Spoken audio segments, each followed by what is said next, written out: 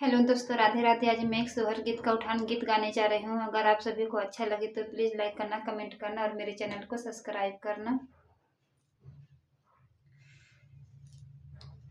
पहले आईली गवनवा पिय पढ़ाव लगने हो, पिय सिखाव लगने हो।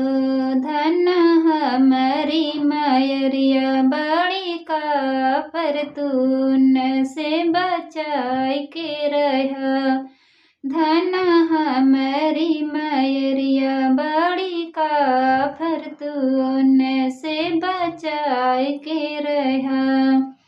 दिया भर दाल दी है, मुट्ठा भर पिसान दी है। एक रोरा नौन दी है, बबूरे के पाती भर हींग दी है हो। बहुहरे ते न जीनसिया हमरे बाट बनाए के खियाए दे तू हो। बहुहरे ते न जीनसिया हमरे बाट बनाए के खियाए दे तू हो।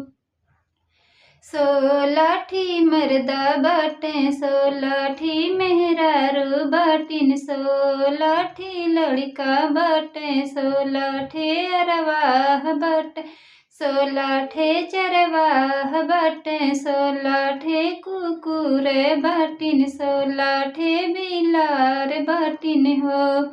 बहुहरे ते न परिवरवा हमरे बाट बनाए के खियाए दे तू हो।